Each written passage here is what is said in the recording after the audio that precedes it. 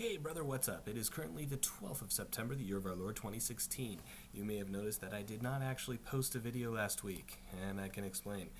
Last week I spent a day out of town, I was sick, there were a bunch of excuses, but excuses are not good. So instead I'm going to do penance and do something slightly different this week to make up for the last. I'm going to post not one, but more than one video. So with that, I give you Mechanical Monday.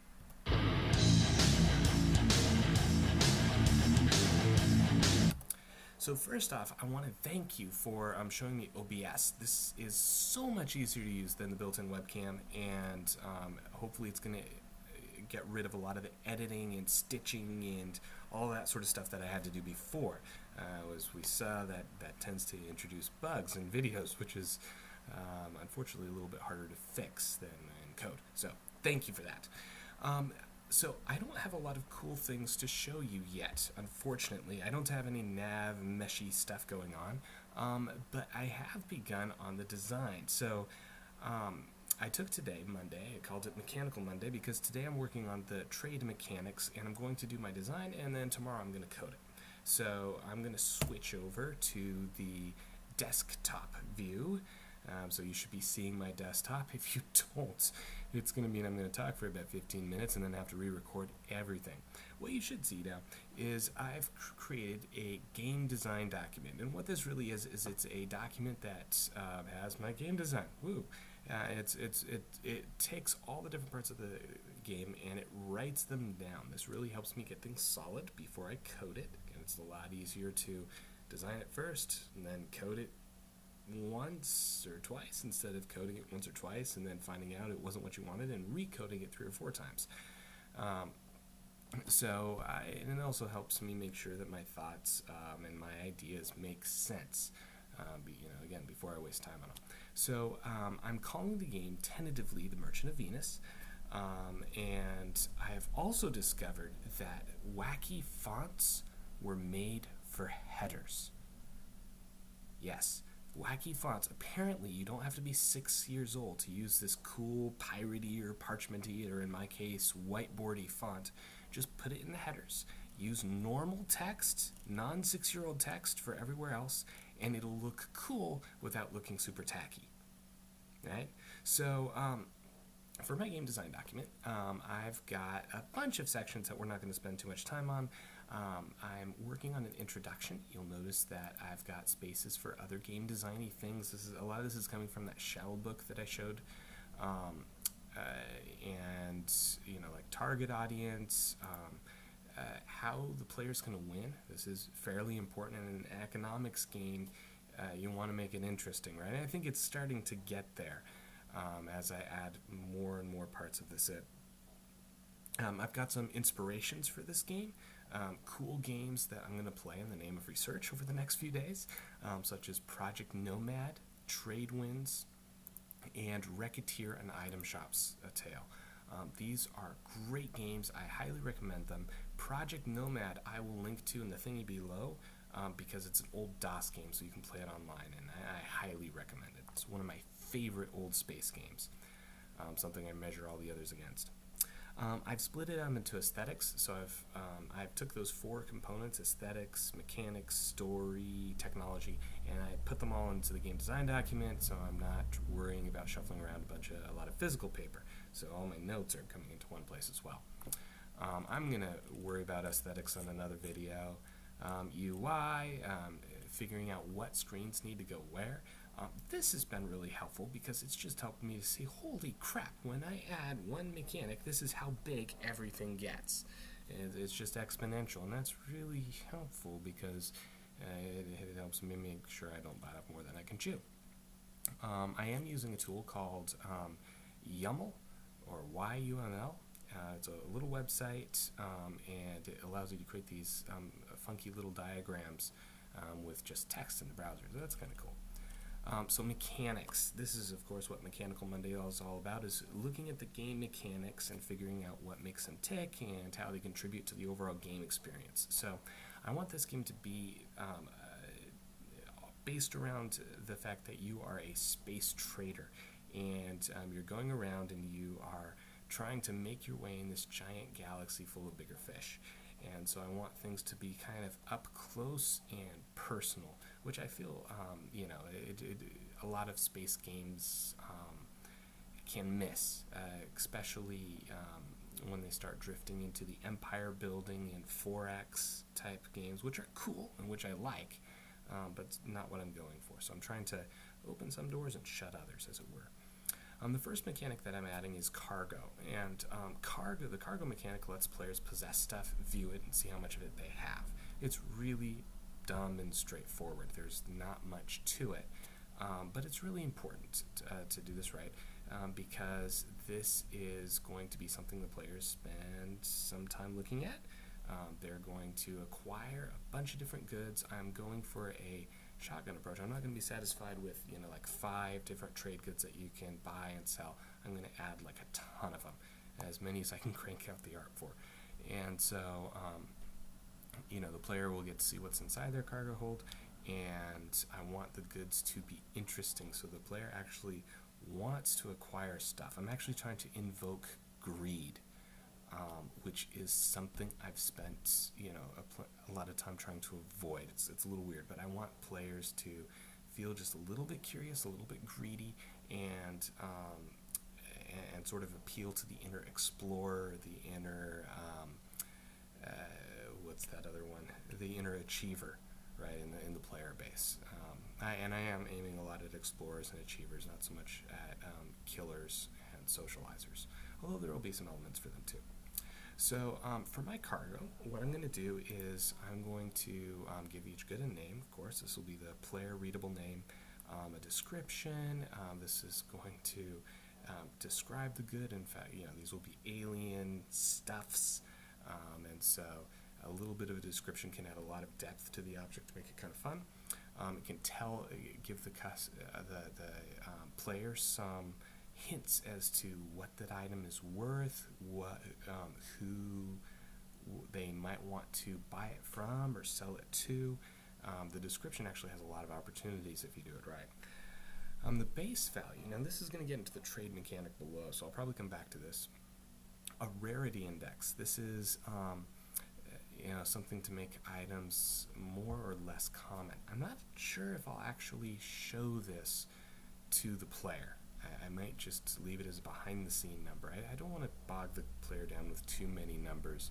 I want to let them kind of figure it out for themselves. Oh man, I've never seen this before. It must be rare, right? That's what I want to go for. I don't want to have to put a little, icon next that says, "Hey, buddy, this is rare." So we'll see how that goes. Base quantity is sort of like the base number of goods the NPC merchants will start with, and so they'll start with some number of the item that's a little bit more or less than that. But I figure you're going to have you could have 100 crates of ducks. That makes sense. 100 crates of diamonds, a little bit less so. So this weights it. So you get 100 crates of ducks and maybe 5 crates of diamonds, and to trade. And so that adds a little bit of common sense to the universe, which it needs. Tags. Now, this is to the computer what the description is to the player. So the tags are going to be little things like I listen here, like human, weapon, agriculture, categories or things that describe the item to the computer. So we can match that up with other with merchants and say, okay, this merchant sells human weapons, or this merchant buys human livestock, or this merchant, hates weapons. They'll be offended if you offer it to them. And that allows. This is something that I definitely won't show the player. I'll give them hints inside the item descriptions and in the graphics, perhaps. But this is to add a little bit more depth to the game, other than saying, hey, it's a mining planet. They probably want to buy mining stuff, I want to add a little bit more to it. And so tags are the way I'm going to do that. Below, this is just a UML diagram. This is where I started saying, okay, these are the classes I'm probably going to need. I'm going to need a merchant. And that merchant, at the very least, has to have a list of items. Those items are going to have a type and a quantity, and each item type is going to have all the attributes I just described. And so I'm probably going to use something like a flyweight pattern or something, where I load a bunch of item types. I'll load them off of the disk, and then items will just reference them. And that way I don't create, if I've got 20 merchants with 20 items each, I don't end up with 400 item types per se. So just a little optimization thing. So trade, this is the fun mechanic, and we've kind of started talking about it anyways, is this I'm kind of excited about. I'm going to take a note from Project Nomad, the game I referenced earlier down in the thingy, and I'm going to have the universe set on a barter system instead of a cash system. There will be cash. You can buy credits and coins and other such things. There will be currency, but it'll really be a trade good. So if you think about it, you probably won't have a financial system that spans the galaxy. At least you won't in this galaxy, because that'd be no fun. And so you may find that different items are worth different amounts of currency, or maybe a better way of saying it is different currencies are worth different amounts to different people. And so currency essentially becomes a trade good. And I think there's a bunch of reasons why barter is going to lend itself more to this game than it would for others. I think it adds more variety, for one thing. You're not stuck trading goods for money and then that money for more goods and then those more goods for more money. You trade some goods for other goods, and the value depends on the eye of the merchant, the merchant that you're selling to, and then yourself as a merchant. And so it lets the player decide whether they're rich. I think it'll make the game feel more personal. Haggling becomes a lot more fun. When I'm trying to trade you my ducks for your diamonds, you can almost create a little bit of a story around that in your head. I am the galactic duck merchant. I can do that if I'm just going around selling ducks for coin. It's a much more, in my mind at least, a pleasing mental picture of going to a merchant and haggling with them over items.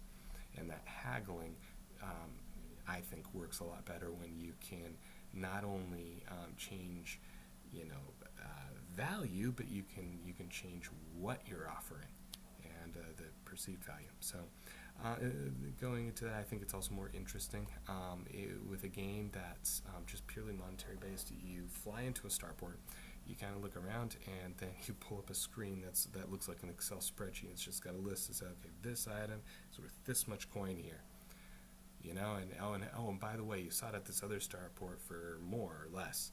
You say, okay, cool, I buy low, I sell high. And that's fun. I like those games, but I think it's even more fun if you get to discover what the value is based on your experience. You get to hunt down the deals and find them in ways that you might not be able to otherwise with coins. And of course there's strategic elements. There's a bunch of reasons why I'm doing this. I've gone ahead and I'm using the game design document to define some of the formulas and start tuning them. I figure, these of course will become code, but the pseudocode lets me start thinking about, okay, how do all these different factors come together in a playable way? And so I've got my thoughts around that here in the GDD. I'm going to add merchant mood. This is something that I am also taking from Project Nomad, is if you make really bad deals to the merchant, like you offer them ridiculously bad deals again and again and again, you're not going to wear them down. They're going to throw you out of their shop. And whereas if you offer them fair deals, or at least the ones that they perceive fair, or ones they perceive as being really good, where they got the advantage of you, you'll improve your relationship with them, and that will make them a little bit more lenient with how much they'll pay for something and how much they will how much they'll sell you. Finally, categories. This is talking about using tags. Like I mentioned, I'm going to have to beef this up a little bit. I'm going to start probably with saying they're like buy tags and sell tags for a merchant. So a merchant will buy some goods and sell others, or they will especially desire some goods. I don't think I'll have merchants that just don't buy a category of good, because that could really hurt the player, especially once we add the travel mechanic.